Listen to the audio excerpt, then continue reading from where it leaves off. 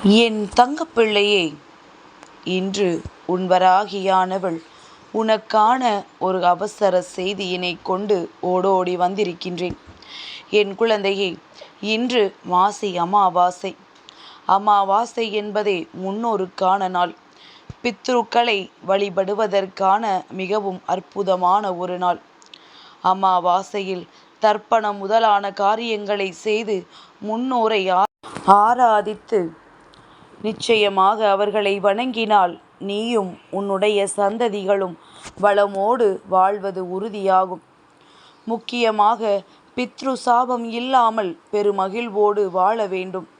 பொதுவாக கோவில்களில் அமாவாசை அன்று சிறப்பாக பூஜை செய்ய காரணம் என்ன தெரியுமா? அமாவாசை தினத்தில் தெய்வங்கள் மற்ற நாட்களில் சக்தியுடன் இருப்பதை காட்டிலும் அதிக சக்தியுடன் அமானுஷ்ய விஷயங்களிலிருந்து மக்களை காக்க வேண்டும் என்ற எண்ணத்தில்தான் சிறப்பான பூஜையை தெய்வத்திற்கு செய்கின்றோம். அமாவாசையன்று சர்வகோடி லோகங்களில் உள்ள மகரிஷிகள் உட்பட அனைத்து தேவதைகளும் ஜீவன்களும் உன்னுடைய முன்னோர்களும் பூலோகத்திற்கு வந்து புண்ணிய நதிக்கரைகளிலும் கடலோரங்களிலும் காசி ராமேஸ்வரம் போன்ற புண்ணிய தலங்களிலும் தர்ப்பண பூஜையை ஏற்றுக்கொள்கின்றனர் என்பது சாஸ்திரங்கள். இது உனக்கு அவை சொல்கின்ற உண்மைகளும் கூட. என் பிள்ளையே, இன்று நீ அதற்கான அனைத்து விஷயங்களையும் செய்துவிட வேண்டும். மாசி அமாவாசை தினமான இன்று காலையிலேயே குளித்து முடித்துவிட்டு மறைந்த உன்னுடைய முன்னோர்களுக்கு சிரார்த்தம் திதி போன்றவற்றை உன் ஊரில் உள்ள கோவில் குளக்கரை மற்றும் ஆற்றங்கரையோரங்களிலும் தரலாம். இந்த சடங்குகளை முடித்த பிறகு சடங்குகளை செய்த வேதியர்களுக்கு அரிசி, காய்கறிகள், வஸ்திர துண்டு போன்றவற்றை தானமளிப்பது மிகவும் சிறந்தது.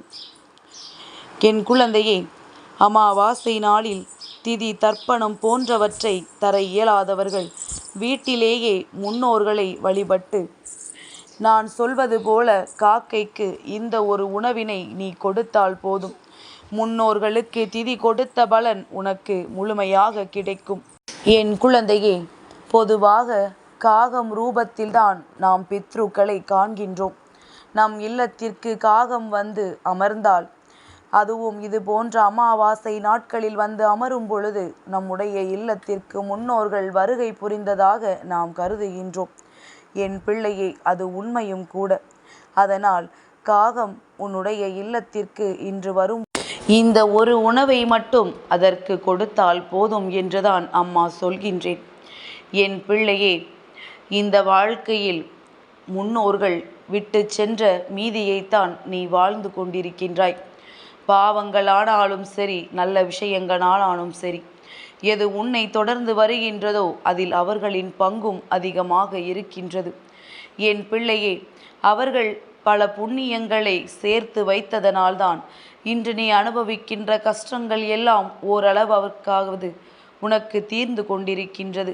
இல்லை என்றால் முழுமையான கஷ்டங்களை அனுபவித்து இந்த வாழ்க்கையில் நீ மீள முடியாத அளவிற்கு துன்பங்களை தாண்டி நிற்பாய்.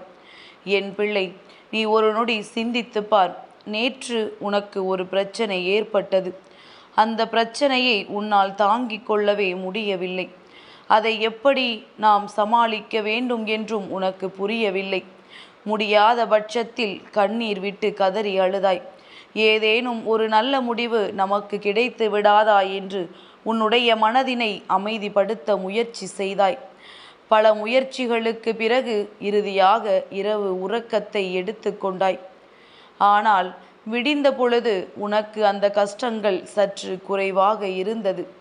பாரமாக இருந்த மனது சற்று தேறி இருந்தது. சரி, பரவாயில்லை, ஏதோ ஒரு வகையில் இந்த பிரச்சனையை நாம் கடந்து வந்து விடுவோம் என்ற நம்பிக்கை உனக்குள் வந்தது. அந்த நம்பிக்கையோடு இன்றைய நாளையும் நீ கடந்து வந்து கொண்டிருக்கின்றாய். என் பிள்ளையே, இப்படித்தான் ஒவ்வொரு நாளும் இந்த வாழ்க்கையில் உனக்கு ஒவ்வொரு விஷயங்களையும் கொடுக்கும் பொழுது உடனே அழுது புலம்புவதை விட சற்று உன்னுடைய மனதை நீ அமைதிப்படுத்துவாயானால் நிச்சயமாக என் பிள்ளைக்கு வாழ்க்கையில் நல்லது நடந்தே தீரும். என் குழந்தையே, நான் வேறு ஒரு பதிவில் சொல்லி இருக்கின்ற ஒரு விஷயத்தை உனக்கு இப்பொழுது நான் சொல்லிவிடுகின்றேன். ஒருவேளை என்னுடைய பிள்ளைகளுக்கு அந்த பதிவு கண்களில் படவில்லை என்றாலும் அம்மா சொல்வதை கேட்டாவது இன்று அதற்கான பலனை பெற்றுக்கொள்ள வேண்டும். என் குழந்தையை, இன்று அமாவாசை முடிவதற்கு 1 மணி நேரத்திற்கு முன்பும் அமாவாசை முடிந்த 1 மணி நேரமும் சேர்த்து மொத்தம் 2 மணி நேரத்தில் வருகின்ற ஒரு 5 நொடி சோடசக்கலை நேரம் உனக்கு இருக்கின்றது. ஏற்கனவே சோடசக்கலை பற்றி உனக்கு சொல்லி கொடுத்திருந்தாலும் என் பிள்ளையை, இன்று 2 மணி 39 நிமிடங்கள், அதாவது 3 மணி 39 நிமிடங்கள் அமாவாசை முடிவடைகின்றது. அதற்கு முந்தைய 1 மணி நேரம் 2 மணி 39 நிமிடங்கள். அதுபோல அமாவாசை முடிந்த 1 மணி நேரமானது 4 மணி 39 நிமிடங்கள். அதிலும் 2 மணி 39 நிமிடங்களிலிருந்து 4 மணி 39 நிமிடங்கள் வரை இடைப்பட்டு இருக்கின்ற இந்த 2 மணி நேரம் சோடசக்கலை நேரம். என் குழந்தையே, இதில் ஏதேனும் ஒரு 5 நொடி உனக்கு தெய்வத்தினுடைய அருள் கிடைக்கும். நீ அந்த நேரத்தில் வேண்டுதல் வைக்கும் பொழுது அவை உடனடியாக உனக்கு நிறைவேறும். மும்மூர்த்திகளின் அன்பையும் நீ பெற்றுக்கொள்ள வேண்டிய நேரம் என் பிள்ளையே. அதனால் இந்த நேரத்தை நீ விட்டு விடாதே. என் குழந்தையே, நீ 2 மணி 39 நிமிடங்களிலிருந்து 4 மணி 39 நிமிடங்கள் வரை உன்னுடைய மனதை ஒருநிலைப்படுத்தி தியானம் செய். தியானம் செய்ய முடியாதவர்கள் மனதிற்குள் உன்னுடைய வேண்டுதலை நினைத்து கொண்டு வீட்டில் விளக்கேற்றி கொண்டு தெய்வத்தை மனதார வழிபடு. உன்னால் எந்த அளவிற்கு இந்த இடைப்பட்ட நேரத்தில் தெய்வத்தை நினைக்க முடியுமோ நினைத்துக்கொள். 5 நொடி என்பது எப்பொழுது வரும் என்று யாருக்குமே தெரியாது. நீ அதிர்ஷ்டத்தை செய்திருந்தால் அந்த நொடி உனக்கு கிடைப்பதோடு மட்டுமல்லாமல் என் பிள்ளையே, மும்மூர்த்திகளின் அருளையும் பெற்று உன்னுடைய வேண்டுதலை இன்று நீ நிறைவேற்றி கொண்டு விடுவாய். என் குழந்தையே, இன்றைய நாளில் உனக்கு கிடைத்திருக்கின்ற ஒவ்வொரு நொடியுமே அற்புதமான நேரங்கள்தான். முன்னோர்களின் அன்பையும் தெய்வத்தின் அன்பையும் பெறுவதற்கான நேரம் இன்று உனக்கு கிடைத்திருக்கின்றது. அதை தவற விட்டுவிடாதே. சரி, இன்று நீ காகத்திற்கு படைக்க வேண்டிய உணவு என் குழந்தையே, பச்சரிசி சாதத்தோடு கருப்பு எள்ளும் வெள்ளை எள்ளும் கலந்து நீ அதற்கு இன்று உணவாக படைக்க வேண்டும். என் பிள்ளையே, அவர்களுக்கு அதனை கொடுக்கும் பொழுது அது உன்னுடைய முன்னோர்களுக்கு உணவு படைத்ததற்கு சமமாக மாறிவிடும்.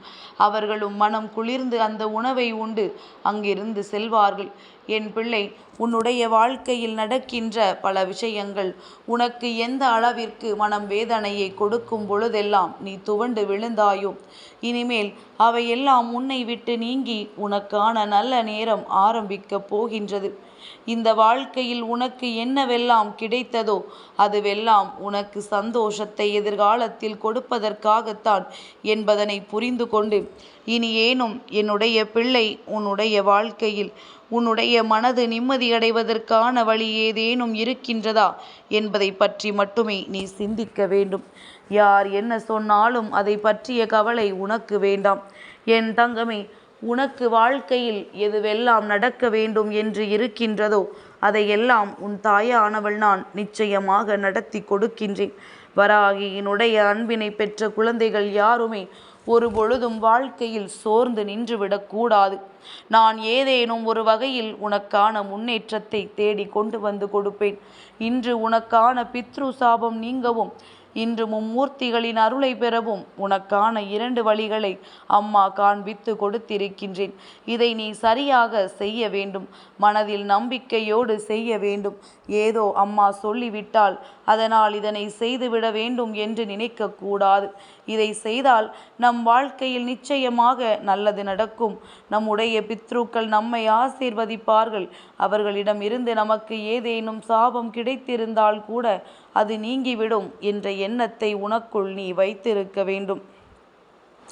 அப்படியானால் மட்டுமே இந்த வாழ்க்கை உனக்கு அதிசக்தி வாய்ந்த நல்ல விஷயங்களை கொடுக்கும் என்பதனை நீ புரிந்து கொள்ள வேண்டும். என்றென்றைக்கும் நீ நன்றாக இருக்க வேண்டும் என்பதில் உன் அம்மா எனக்கு இருக்கின்ற எண்ணத்தை போல வேறு யாருக்கும் இருக்கவில்லை.